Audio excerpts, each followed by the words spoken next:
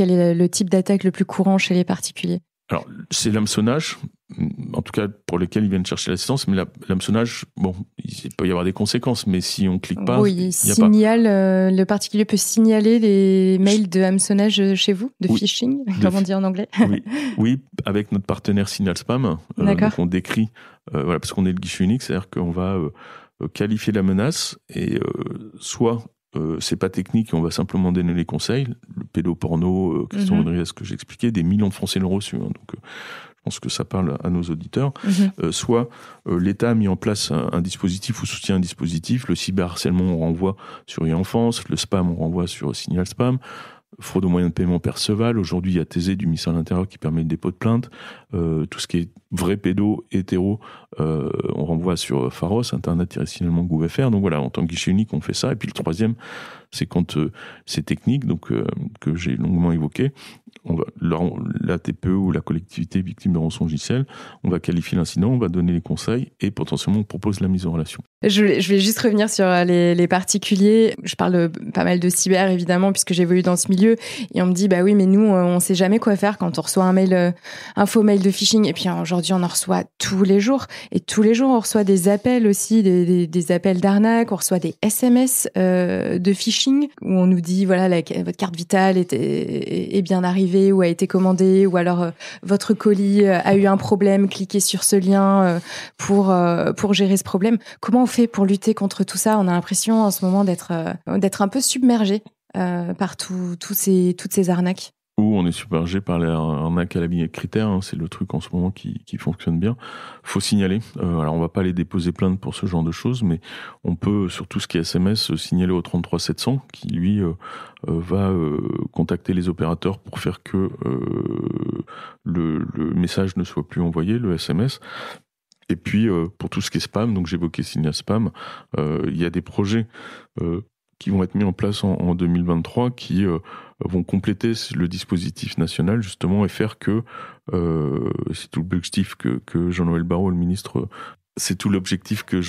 ministre du numérique, a évoqué, de pouvoir mettre en place un filtre anti-arnaque qui va, alors non pas parce que ça techniquement c'est beaucoup trop compliqué, non pas faire qu'on ne reçoit plus les SMS ou les spams dans nos boîtes email, mais que si malheureusement on clique sur ces liens, on n'accède pas à la ressource, on n'accède pas au site web qui va nous arnaquer, ou en tout cas, pour la grande majorité des cas, collecter nos infos perso, dont le numéro de carte, et faire que derrière, il y ait une utilisation frauduleuse. Donc ça, c'est une des grandes annonces qui a été faite par le ministre de la Transition numérique.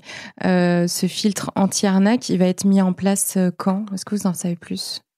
Aujourd'hui, il y a un groupe de travail qui est en place, qui a pour objectif de fournir au ministre un dossier de décision en janvier 2023 et d'avoir une preuve de concept, une première solution, donc pas totalement fonctionnelle, sur le modèle de la preuve de concept, pour la Coupe du monde de rugby, donc quelques mois après, et si on peut, fournir une solution pleinement fonctionnelle pour les Jeux Olympiques. Donc il va y avoir une version bêta, c'est ça? C'est ça. Après une version pleinement fonctionnelle pour donc les JO en 2024.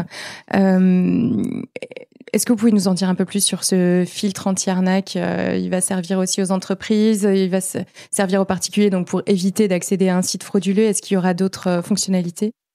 L'objectif, c'est aujourd'hui très macro, je vais dire, ce sera au ministre de décider justement des publics et autres, mais ce que je peux vous dire, c'est que voilà, on est déjà en capacité, et vous l'avez dit, parce qu'on est submergé au quotidien de ce type de message, on est déjà en capacité d'identifier les sites qui sont clairement malveillants. J'évoquais Critères, aujourd'hui, ce sont tous les jours des nouveaux sites qui émergent, qui sont créés et qui usurpent la marque de l'État, par exemple, et l'ANSSI et l'Agence de protection intellectuelle de l'État, l'APIE, travaillent déjà sur une solution, mais plutôt sur une approche de take-down, c'est-à-dire de faire tomber les sites et pas sur... Donc, par exemple, quand on achète un nom de domaine avec juste une petite faute d'orthographe, une petite coquille qui ressemble à élysée.fr, mais ce n'est pas le site de l'Élysée, ça, par exemple, on sait le détecter aujourd'hui? Oui. Grâce à un partenariat qu'ils ont avec l'AFNIC et une structure privée. Mais l'accord, je disais, c'est une approche take-down, c'est-à-dire de faire tomber le site. Nous, on aura une approche a priori, là je peux pas en dire trop, mais plutôt par rapport à la résolution de nom ou par rapport à un module installé sur les équipements, donc smartphone ou ordinateur, qui va donc là encore va bloquer en amont de la ressource du site web et donc de renvoyer vers une page qui avertit l'utilisateur en disant attention, ce site est manifestement malveillant, est-ce que vous êtes sûr de vouloir y aller et de vous faire arnaquer? Oui, parce qu'aujourd'hui, si on tombe sur un site frauduleux sur lequel on peut par exemple acheter quelque chose, mais en fait on ne recevra jamais notre commande, même si on le signale, parce qu'il y a des plateformes pour ça, on voit à peu près sur Google ce qu'il faut taper pour aller signaler ces sites-là. Ils sont toujours en ligne 2 mois plus tard. Oui. Donc en gros, le grand public aujourd'hui se dit ça sert à rien de signaler. Alors, il y a la DGCCRF qui fait aussi un gros travail sur le sujet, mais effectivement, aujourd'hui, tout le monde est un peu en note dispersée. L'objectif du ministre est bien de concentrer dans une task force unique où l'ensemble des acteurs, des parties prenantes est impliqué pour que la réponse soit globale et la réponse soit plus efficiente et plus rapide. Merci à tous d'avoir suivi cet épisode du monde de la cyber. Si vous êtes arrivés jusqu'ici, c'est que vous commencez à bien accrocher à ce podcast. Alors si vous voulez découvrir les coulisses et être au courant de toutes les actus, je vous donne rendez-vous sur notre compte Instagram, Le Monde de la Cyber. Et n'hésitez pas aussi à vous abonner au podcast et à me laisser un petit commentaire sur Spotify ou Apple Podcast. Ça m'aide beaucoup à faire grandir le projet et ça me fait super plaisir de lire tous vos petits messages. Merci à vous et à très vite dans le monde de la cyber.